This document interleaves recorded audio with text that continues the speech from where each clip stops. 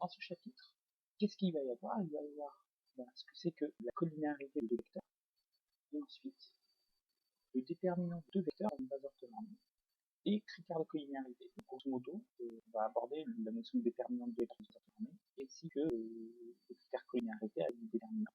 Et on va apprendre à appliquer ce critère à l'alignement et au parallélisme. Il y a une démonstration qui est la suivante, c'est deux vecteurs sont collinéaires si seulement si leur déterminant est nul, et on va voir à quoi tout ça passe. Alors, collinéarité. Qu'est-ce que c'est que cette collinéarité?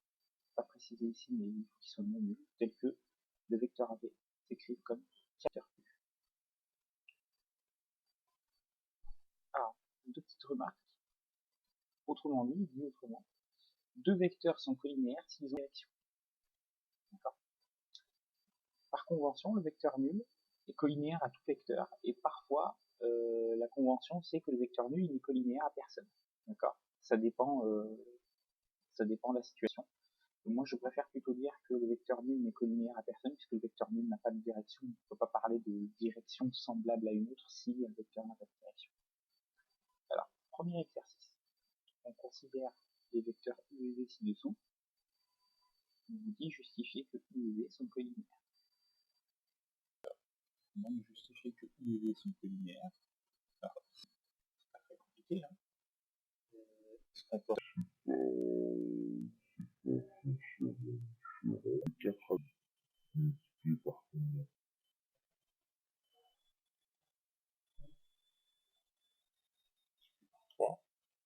pour passer de moins 3 à moins 9, on multiplie par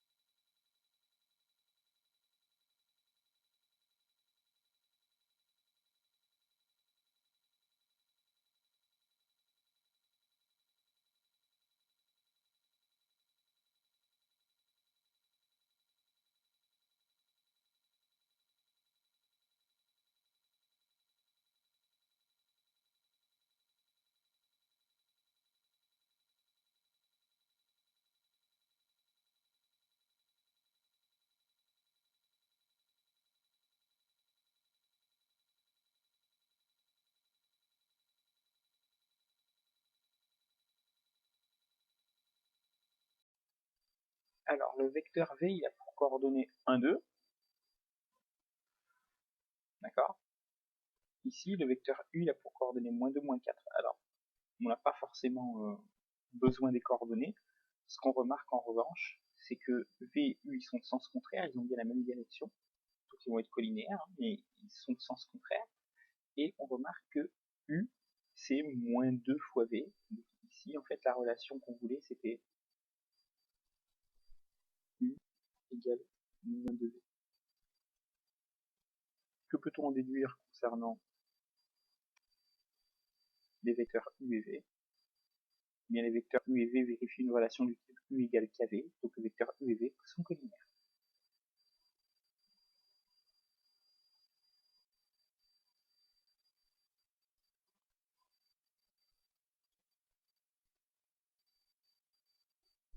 Soit une base orthonormée du plan et W, c'est le vecteur coordonné 2-5, Z, c'est le vecteur coordonné moins 14, 35, justifie que WZ soit linéaire. Bien, exactement comme dans l'exemple, hein, pour passer de 2 à moins 14, on multiplie par moins 7. Et pour passer de moins 5 à 35, on multiplie également par moins 7. Donc, Z vaut moins 7W. Ce qui veut dire que W et Z sont collinaires.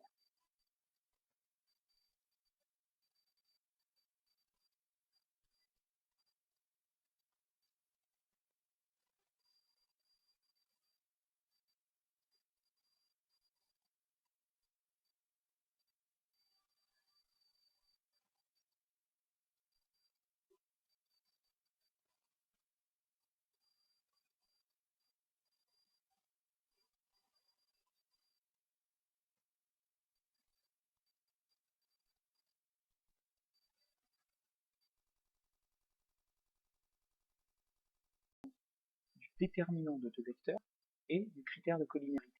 Alors, dans un premier temps, on va parler du critère de collinéarité, puisqu'on va avoir besoin du déterminant pour parler de ce critère. On va parler de ce que c'est que le déterminant de deux vecteurs.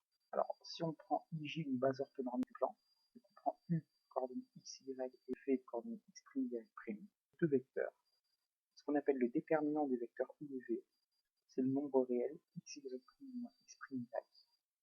Ce nombre, on note aussi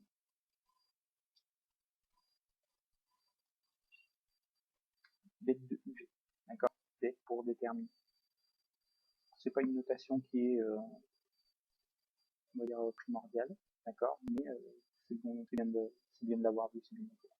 Le déterminant de U et V, il vaut x, y', moins x'. Alors c'est valable uniquement dans le plan. Alors petit exercice, on prend IJ, une base orthonormée du plan, et U coordonnée 2, 5, V coordonnée 3, 8, et le déterminant de U et V, et bien le déterminant de UV, c'est égal à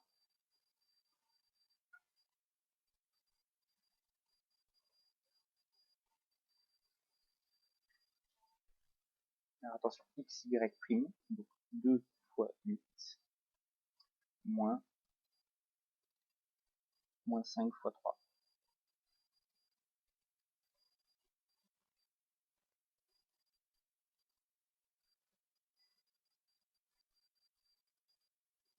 Donc si on fait le calcul, ça fait 16 plus 15, c'est-à-dire ça va faire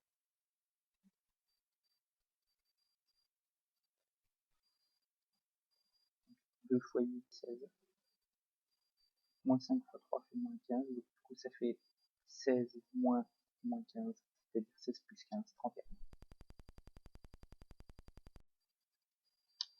Donc pour le premier exemple, le déterminant de U et V, c'est x, y',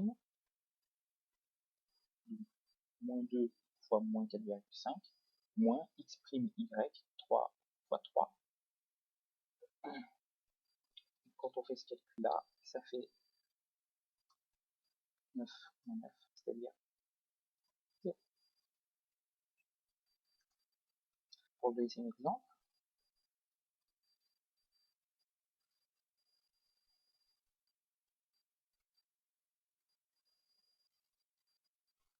le déterminant de U et V, c'est 7 fois 4,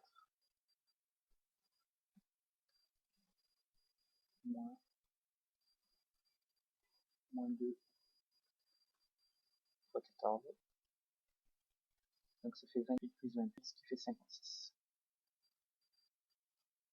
Également, le déterminant de U et V, c'est 4 fois 11,5, moins 7 fois 6.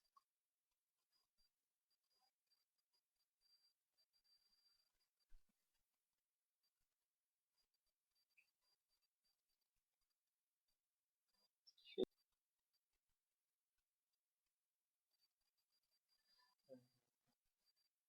moins 41 plus 42, donc 1.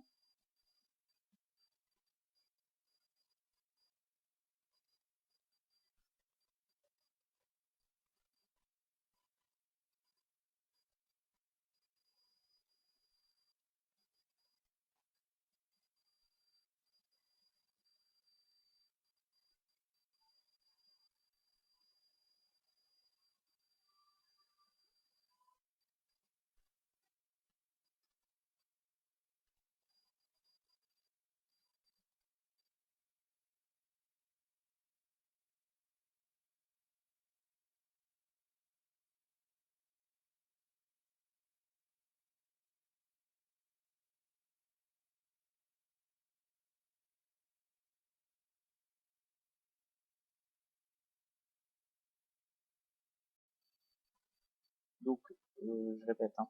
Donc, on a IG une base du plan, deux vecteurs U, coordonnées x, y et v, coordonnées x, y' sont collinéaires si et seulement si leur déterminant est nul dans la base IG, c'est-à-dire si seulement si x, y', x, y égale à 0. Donc, on demande ici si les vecteurs de l'exercice précédent sont collinéaires. Donc, là, vous avez U coordonnées 2, moins 5 et V coordonnées 3, 8. Tout à l'heure, on a calculé leur déterminant, il valait 31. 31 est différent de 0, donc les vecteurs U et V qui sont ici ne sont pas collinéaires.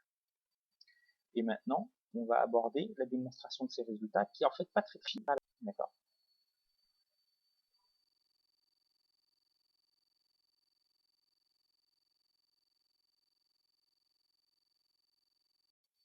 Donc je répète, hein, dans toute la démonstration, les lettres U et V désigneront les vecteurs U et V, donc je ne mettrai pas les flèches dessus. Donc, démonstration. On va partir du fait que U et V sont collinéaires.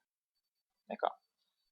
U et V sont collinéaires si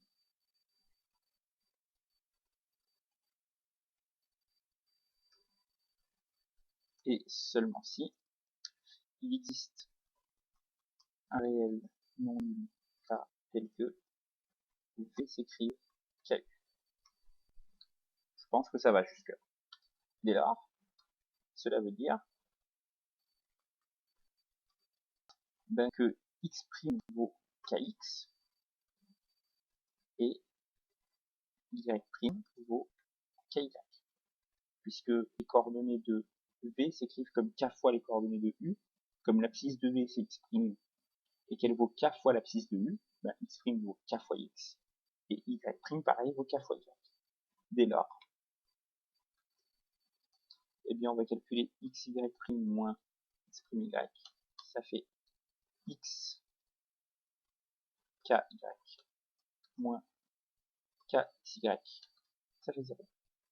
Donc, xy' moins x'y égale 0. Alors là, on a fait qu'un sens. On les a supposés collinéaires, et on vient prouver que leur déterminant était nul. Maintenant, on va faire l'inverse, réciproquement. Supposons que y' moins x'y égale 0. Comme U et V sont non nuls, eh bien, ils n'ont pas toutes leurs coordonnées nulles. D'accord? Donc, quitte à en choisir une, on va supposer que x est nul. Dès lors, eh bien, y', xy', c'est égal à x'y, ce qui veut dire que y' s'écrit comme x' sur x fois y. Comme x' écrit aussi x' sur x fois y fois x, d'accord, parce que quand vous faites x' sur x fois x, vous déclinez x', et bien le vecteur de coordonnées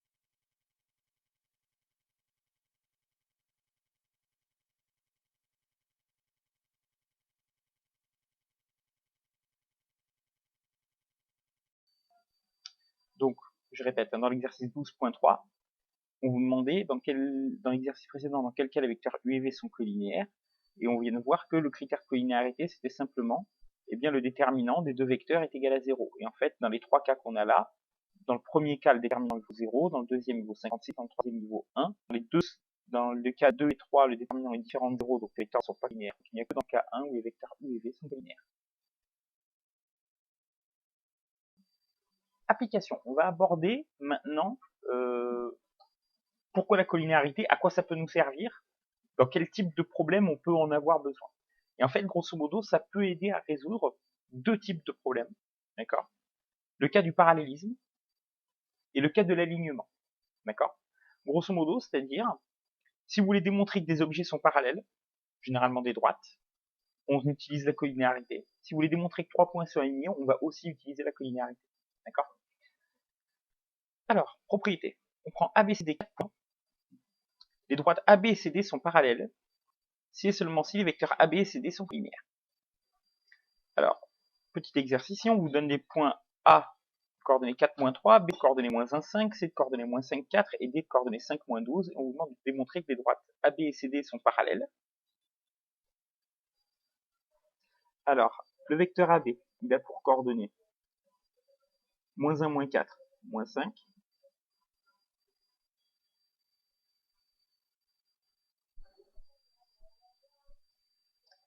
Donc, le vecteur A, il a pour coordonnées moins 5,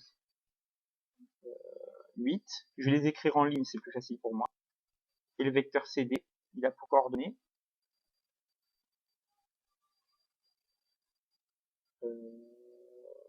10, moins 16.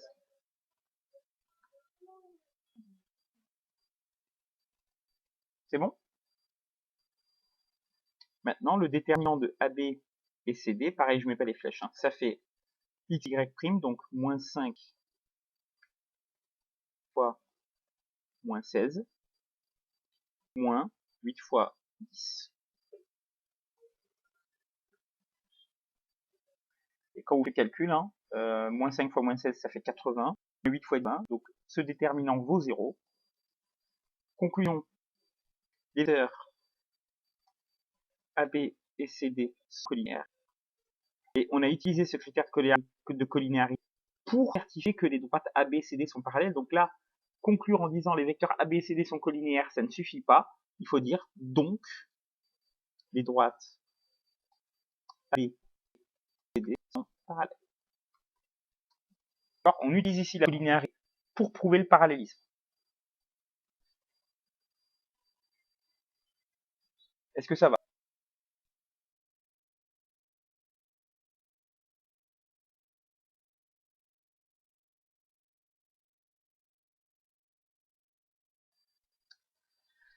On vous dit 12.4. Dans ces repères orthonormés, placez les points A, 3, 1, B, 1, 3, C, 1, 4 et D, 7, 1. Alors, on va le faire.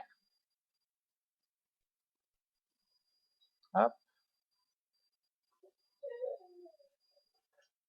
On va passer les axes. Juste que je retrouve.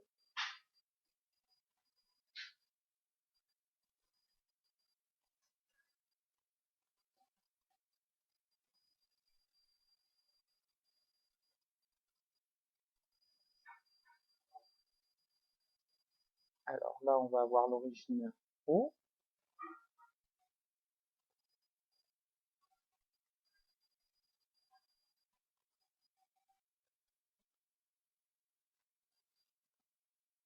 Voilà.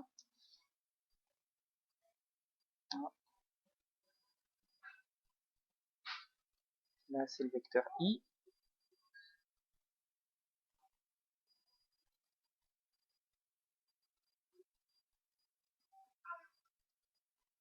Et là, ce sera le vecteur J.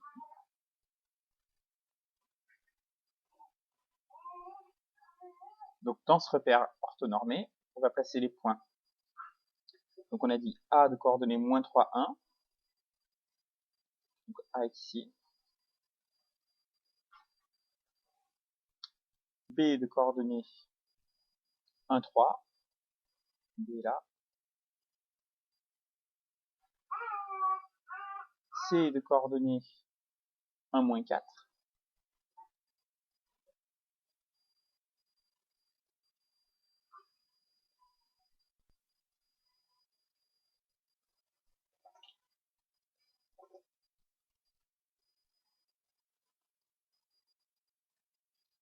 D de coordonnées 7, 1.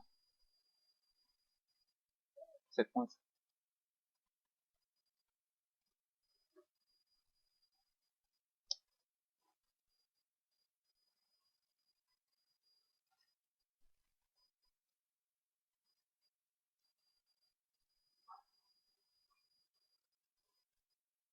Alors, la question qu'on vous pose, c'est les droites suivantes sont-elles parallèles? AB et CD.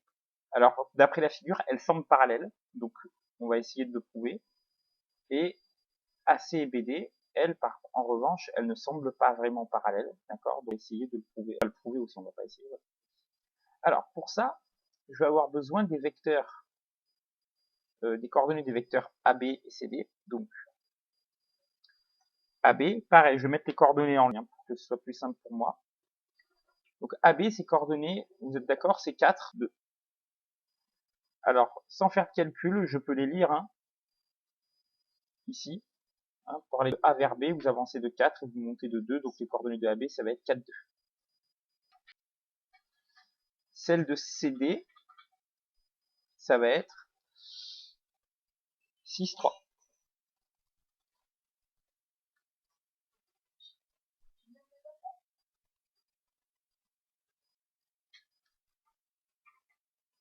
Et du coup, je fais le critère de collinéarité. Donc, 4 fois 3 moins 2 fois 6, ça fait 0. Conclusion.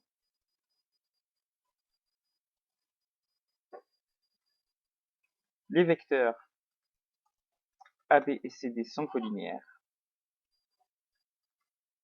Donc, les droites AB et CD sont parallèles. Donc, le calcul confirme notre intuition, d'accord, notre vision graphique, on va dire, que les droites AB et CD ici étaient bien parallèles. Pas de souci là-dessus. Le cas des droites AC et BD, bien là, il faut faire pareil, hein, faut regarder le vecteur AC. Alors le vecteur AC, il a pour coordonnées 4, moins 5. Pareil, je peux le lire, d'accord. Après, il faudrait faire le calcul, hein, mais le calcul ne pose pas de difficulté particulière. BD, il a pour coordonnées 6, moins 4.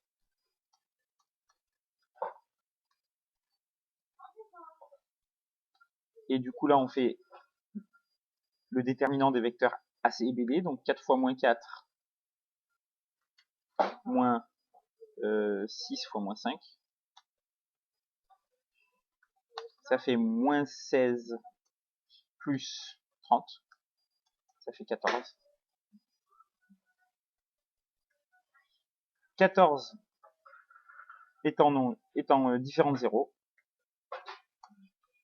Les vecteurs AC et BD ne sont pas collinéaires. Et donc les droites AC et BD ne sont pas parallèles.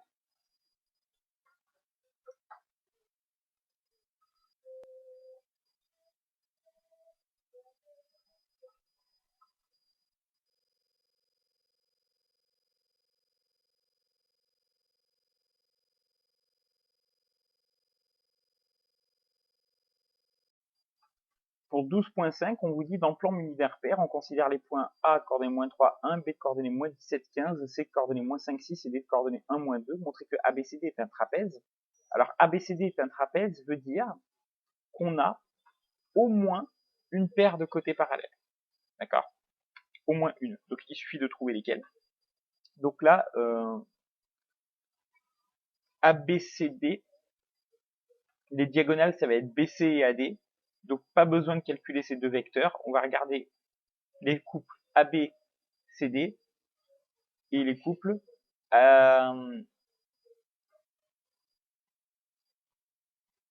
AD et BC. Pardon, les diagonales, c'est AC et BD. J'ai eu un petit bug. Les diagonales, c'est AC et BD. Donc, on va pas regarder ces deux vecteurs-là, parce qu'ils vont ils vont forcément se croiser. Donc, nous, on va regarder les couples AB et CD. On va regarder si ces deux vecteurs sont collinéaires. Puis, on va regarder les vecteurs AD et BC. Et on va regarder si ces deux vecteurs sont collinéaires. Ça marche? Alors,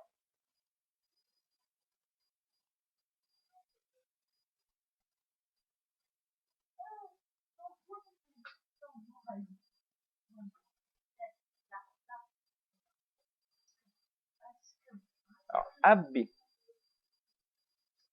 il a pour coordonnées, quand on fait le calcul, moins 14, 14.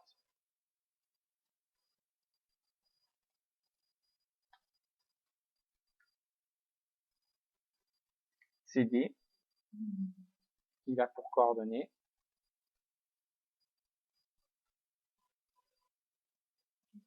6, moins 8.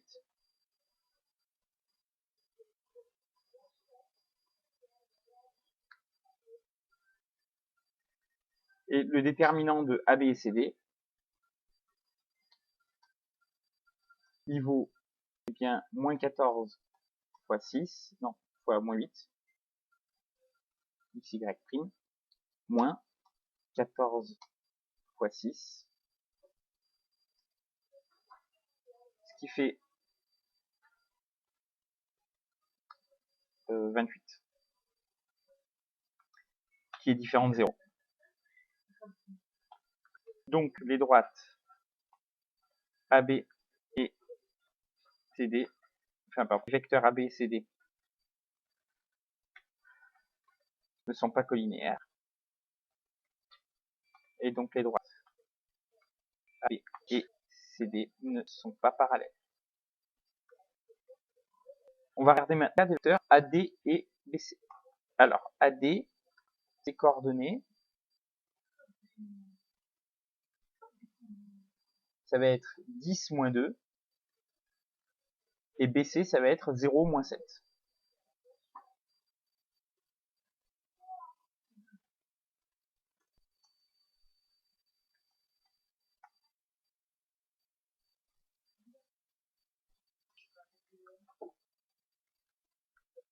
Alors, ici, dépendance sera non nulle aussi, donc il va falloir qu'on regarde le dernier cas.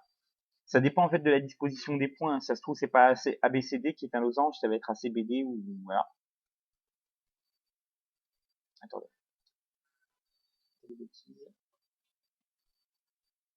Montrer que ABCD est un trapèze. Donc c'est soit AB et CD qui sont parallèles, soit AD et BC. Non, j'ai raison. Mais j'ai pris les mauvais points, je crois. Et j'ai pris les points du 12.4. Alors je recommence. AD 4 moins 3 et BC 12 moins 9.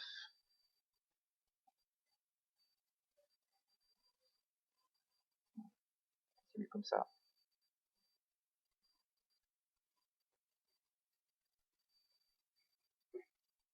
Donc du coup, l'ermite AD et de BC, c'est à la 4 fois moins 9, moins 3 fois 12, égale à 0. Donc les vecteurs AD et BC sont collinéaires. Donc les droites AC et AD, pardon. Ce n'est pas terminé. Très bien, mais il faut bien conclure en disant ça. Le quadrilatère ABCD possède donc deux côtés parallèles et deux autres